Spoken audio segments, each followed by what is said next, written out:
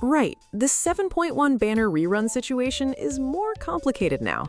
Today, we have a pretty important update on Vodyanitsa as well, because there's a detail buried in the V2 mechanics that completely changes how you should look at her.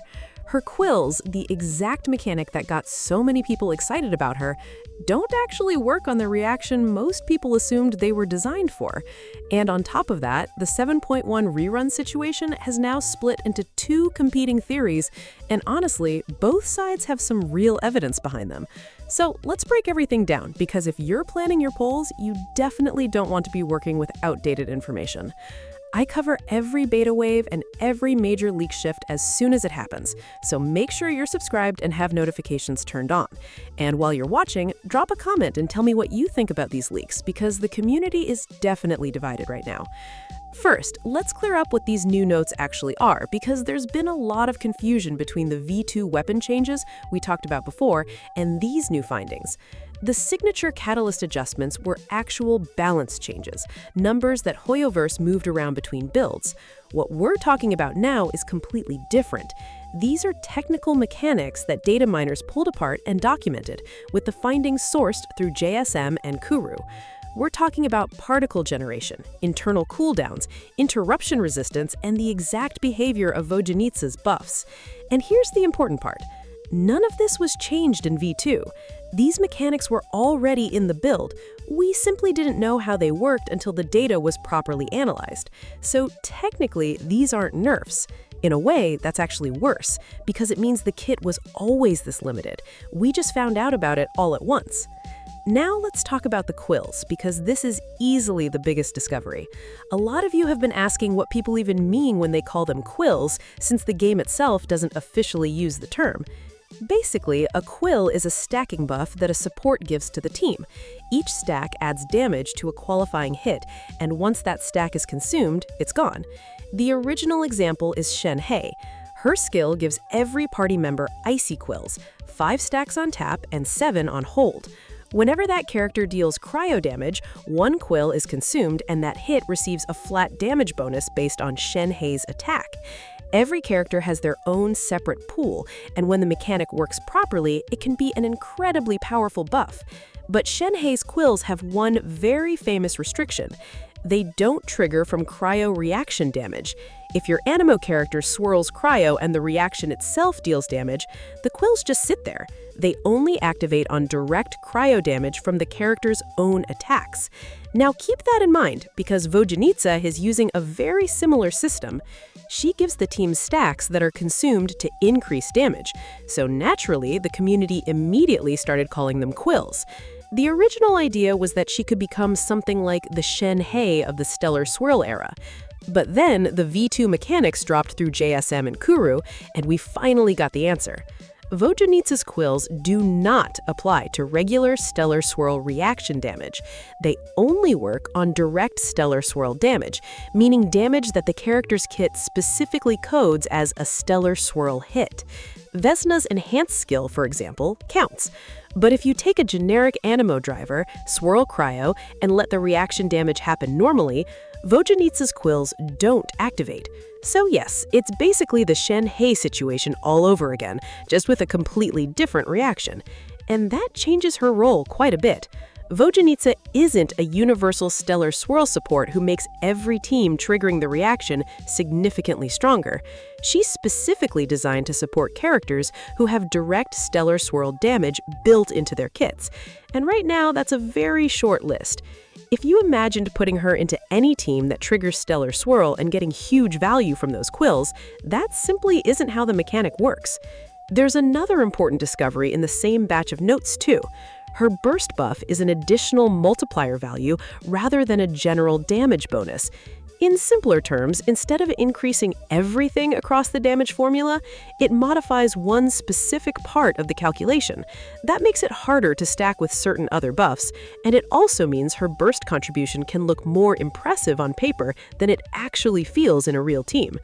Put those two findings together, and suddenly the negative reaction to V2 makes a lot more sense.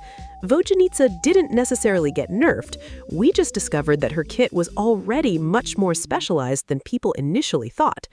Before we continue, though, I also want to mention that I'll be uploading more content on this channel alongside my main channel, so we can reach more people and share future leaks and updates as quickly as possible. So if you want the latest beta information early, make sure you subscribe and turn on notifications. Now, let's get into the beta numbers, because some of the technical stuff is actually very good news. Vesna's normal attacks follow the standard 2.5-second or 3-hit structure, while her skill cast operates on its own separate timer. Her pinion and skill animo hits also share a 2-second cooldown.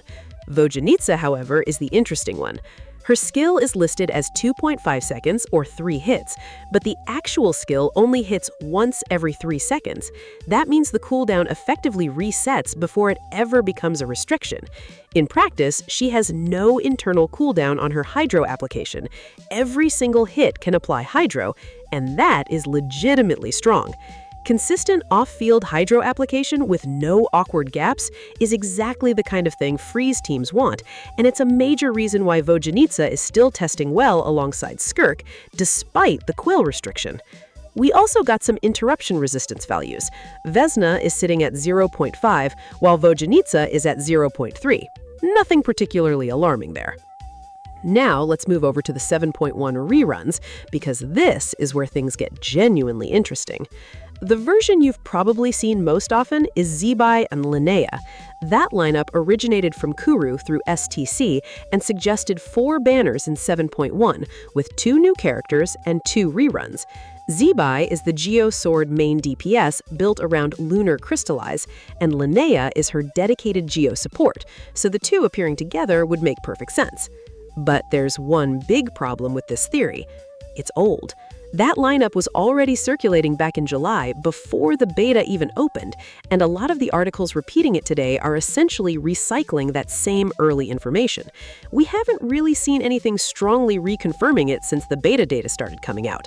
And banner charts this early are constantly rewritten, so an old lineup having a lot of posts behind it doesn't necessarily make it more reliable. The newer theory is coming from people looking at the endgame content and working backwards. And honestly, the logic is hard to ignore. Look at what the 7.1 endgame content is actually buffing. The first half of Spiral Abscess gives a massive 75% increase to stellar reaction damage, while the second half gives every character a 75% cryo damage bonus. Then you have Stygian Onslaught adding 3 bosses, with 2 of those 3 specifically recommending cryo. So, which rerun theory is actually correct? My current read is that the freeze theory has more momentum right now. It's based on beta data we can actually see, while the Zebai and Linnea lineup is about a month old and hasn't received much meaningful confirmation since the beta. And banner charts this early are constantly rewritten, so an old lineup having a lot of posts behind it doesn't necessarily make it more reliable. There's one huge wrinkle here, though. If Skirk does rerun, Vodyanitsa's entire selling point changes. In current testing, she's reportedly performing around 10% ahead of the usual 4th slot options in Skirk freeze teams, with Skirk reaching roughly the 150,000 to 160,000 range. So imagine a patch where Skirk reruns and Vodyanitsa debuts at the same time. Suddenly, her weakness as a universal stellar swirl support becomes much less important. Her role would be marketed around freeze instead. And considering what we just learned about her Quills, that might actually be exactly what she was designed for. So now I want to hear from you.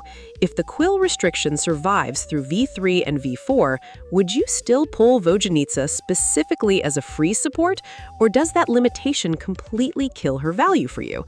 Let me know in the comments, because I really want to see where everyone stands. And of course, subscribe and turn on notifications so you don't miss the V3 breakdown. If major kit changes are coming, that's where we're most likely to see them. Drop a like if this cleared up the Vodyanitsa mechanics and the 7.1 rerun situation for you. And thanks for watching. I'll see you in the next one.